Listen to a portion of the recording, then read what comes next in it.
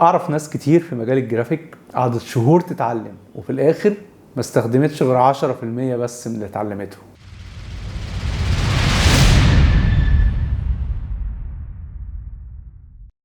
عمرك حسيت انك بتضيع وقت كبير في ادوات عمرها ما هتفيدك؟ طب هل لازم عشان تكون مصمم محترف انك تتعلم كل البرامج وكل التولز بتاعتها؟ مصممين كتير جدا تايهين وسط الادوات ووسط البرامج ومش عارفين ايه الطريق اللي يخليهم انجح ويخلي عليهم طلب كبير من العملاء. بس انا جاي في الحلقة دي عشان اعرفك ايه الطريق اللي انت المفروض تمشي عليه او المفروض تسلكه عشان فعلا تكون ديزاينر محترف سنة 2025.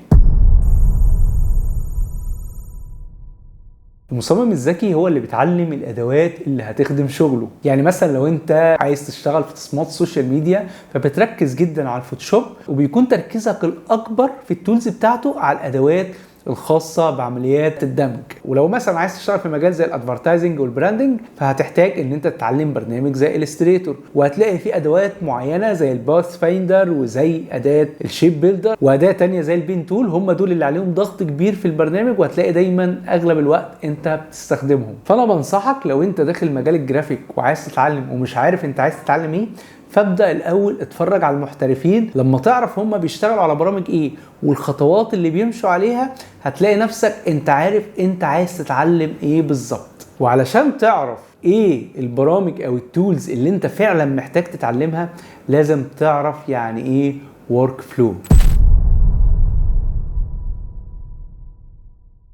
الورك فلو ده هو خطة العمل اللي انت بتتحرك عليها ببساطة. يعني مثلا لو انا هعمل فيديو فببدأ الاول اشتغل على برنامج بريمير، وبعدين ببدأ اعمل الجرافيك على افتر افكت، وبعدين ببدأ اعدل الصوت على الاوديشن، وبعدين ممكن اكون بشتغل الالوان بتاعتي على دافينشي ريزولف. فده يعتبر ورك فلو ناس كتير من المونترين او اللي بيشتغلوا في المونتاج بيشتغلوا عليه.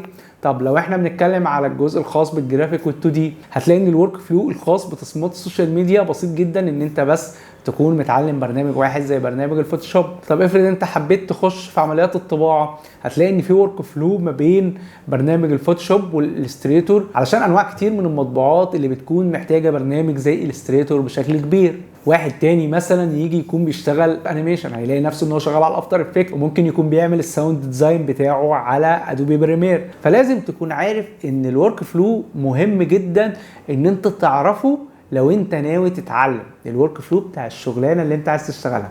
طيب هنيجي هنا لنقطه تانية، انا مش عارف الورك فلو بتاع الشغلانه دي ايه، اعرفه منين؟ عشان تعرف الورك فلو بتاع اي شغلانه اتفرج على المحترفين في الشغلانه دي. يعني لو انت عايز تعرف الورك فلو بتاع المونتاج، والمونتاج ده هتلاقيه متوسع، هتلاقي فيه فيلم ميكنج وهتلاقي فيه ناس بتعمل ريلز بس، فهتلاقي نفسك ان انا مثلا عايز اتعلم الورك فلو بتاع الريلز، فهتبدا تخش تشوف المحترفين في الريلز بيعملوا ايه.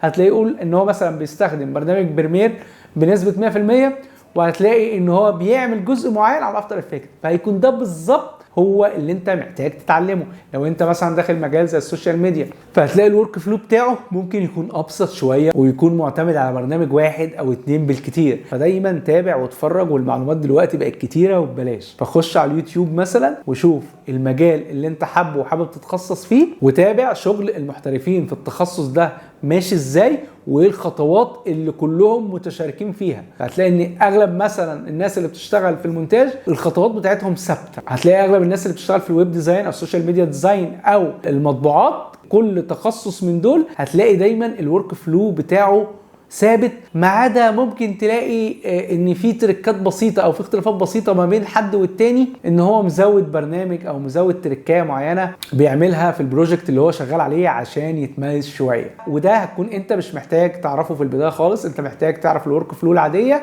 للشغلانه اللي انت هتشتغل عليها. طيب هنيجي لحته ثانيه، انا اصلا مش عارف ايه التخصص اللي انا ادخله عشان اتعلم الورك فلو بتاعه او الشغلانه اللي انا عايزها. طيب في الحاله دي بقى هقول لك ان انت ممكن تتعلم في الفتره دي البيزكس بتاع البرامج، يعني الاساسيات، الحاجات البسيطه، ما تتعمقش قوي في اي برنامج الا لما تحس ان انت مندمج معاه وحبه، علشان بعد كده تبدا تخش في المرحله الثانيه تشوف البرنامج ده بينتج ايه وتبدا تتعلم الورك فلو بتاع الحاجه اللي هو بينتجها البرنامج ده. الخلاصه بتاعت الفيديو ده ان انت لازم تركز على الورك فلو بتاع اي شغلانه انت عايز تشتغلها، لان ده هيلخص عليك كتير حتى في مرحله التعلم، عشان ما تتعلمش تولز او برامج او ادوات تبقى مجرد حشو في دماغك وتطول من عمليه التعلم وتلاقي نفسك في الاخر ما بتستخدمهاش وما بتعملش بيها حاجه. وفي النهايه احب اقول لك ان كثره الادوات مش هيفيدك بحاجه، اللي هيفيدك انك تعرف تستخدمها صح. والذكي في مجال الجرافيك انه مش يكون عارف كل حاجه، على قد ما يكون عارف